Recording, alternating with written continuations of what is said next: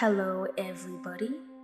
I am glad to present to you a new video. My mind perceives things in a metaphorical fashion, which made this video very fun to create. I hope you enjoy venturing into my world of analogy. Now, here is your favorite host. Okay, so forgot I need the mic. I wanted to create this video because I wanted to share what came into my spirit and my mind while I was reading and learning my first algebra problem.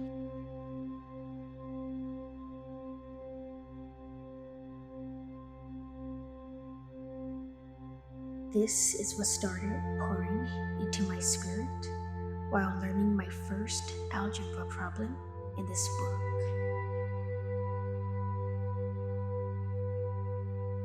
For those who don't know what inverse operations are opposite to each other. They are the power that reverses the effect of another power. For example, addition is the inverse operation of subtraction, and division is the inverse operation of multiplying. I will include screenshots for better understanding. Here is the basic problem based on the analogy I will be presenting. Problem to be solved. X plus 7 equals 10.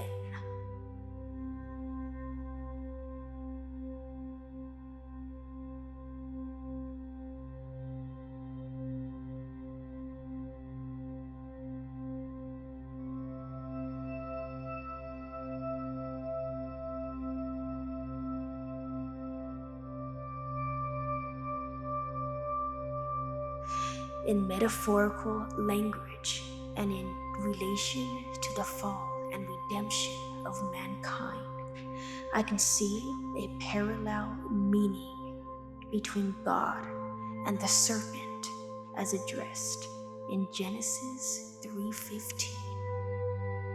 God told Adam and Eve to be fruitful and multiply. The opposite of multiply is divide.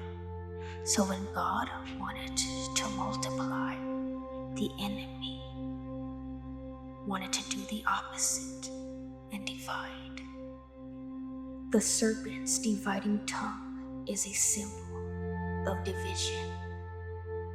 He deceived Eve by a lie from the tongue. He turned her attention to selfish gain, and it therefore led to separation from God. It divided us from God. And it all started from a lie from the divided tongue. Therefore, he deceived Eve. And that's how the fall of mankind came to exist.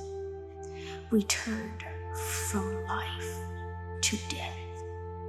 We once lived. So, whatever we decide to do to one side of the equation, we must do to the other.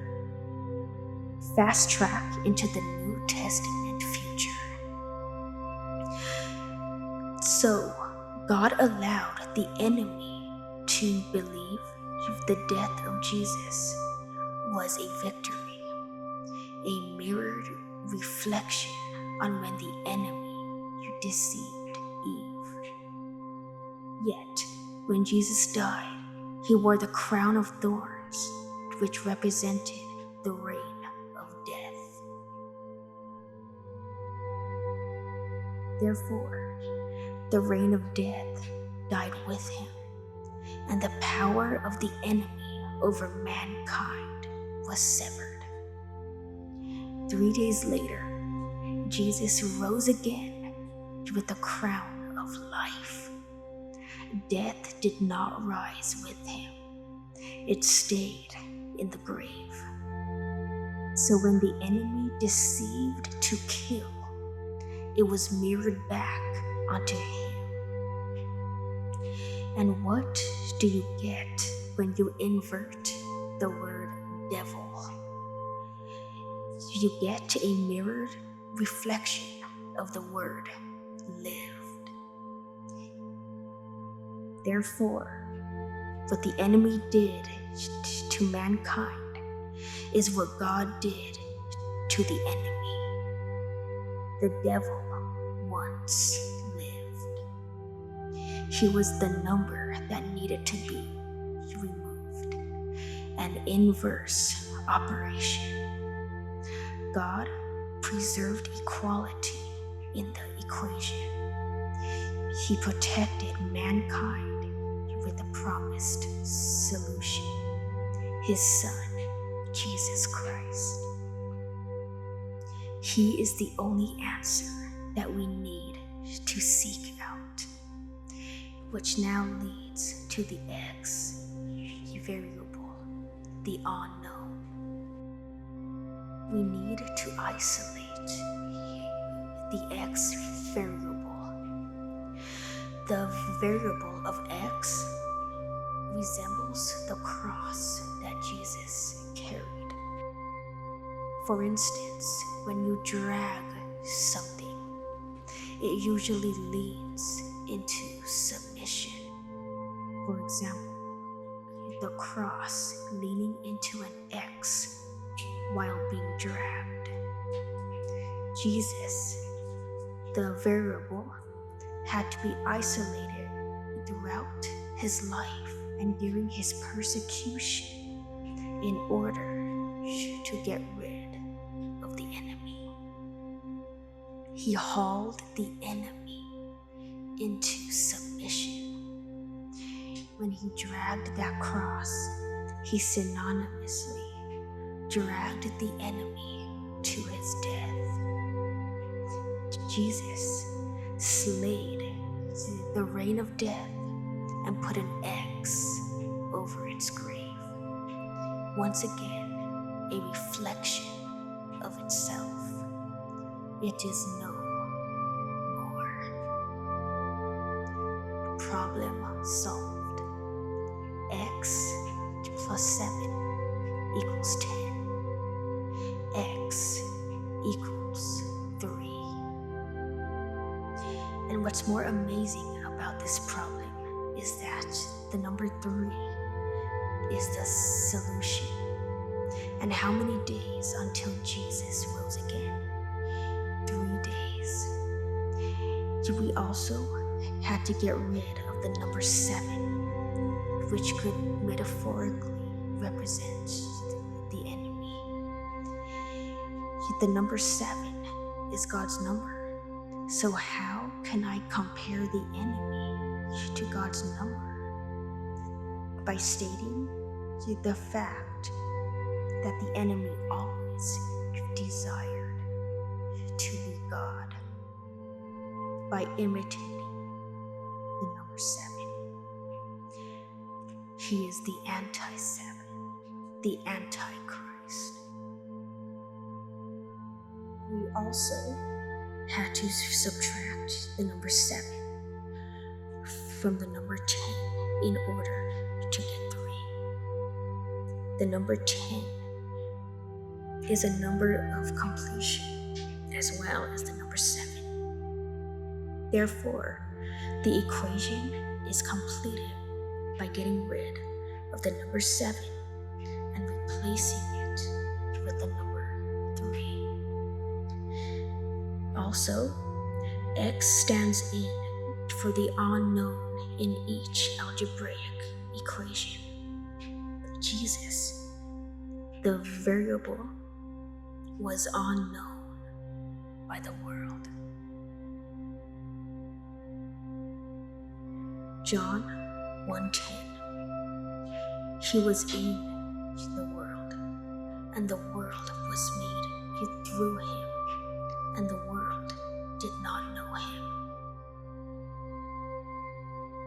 And here is another point that I want to tie in.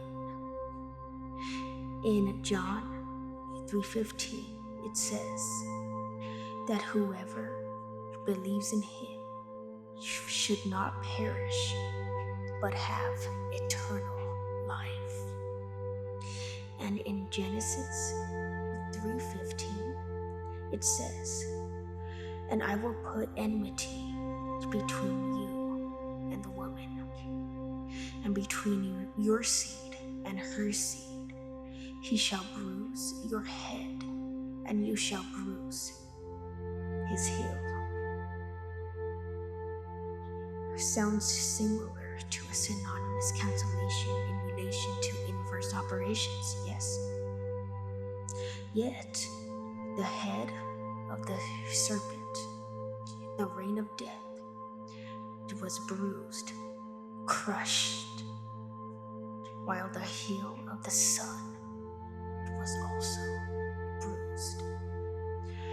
When hurting the foot or heel, the head is not affected. Yet, when crushing the head, the whole body is affected. Which is of greater value? Which is more prone to survive?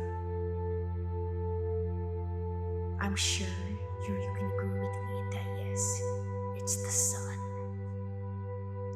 And whoever believes in him shall not perish with the enemy, but shall have eternal life.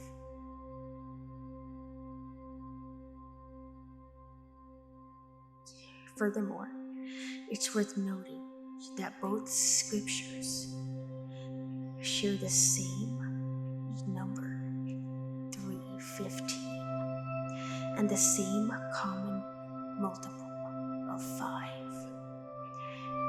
5 goes into 15 how many times? 3. Once again, our solution of 3. In conclusion, Jesus died wearing the crown of thorns, a representation of the reign of death. He was crucified on a hill called Golgotha, which means the place of the skull.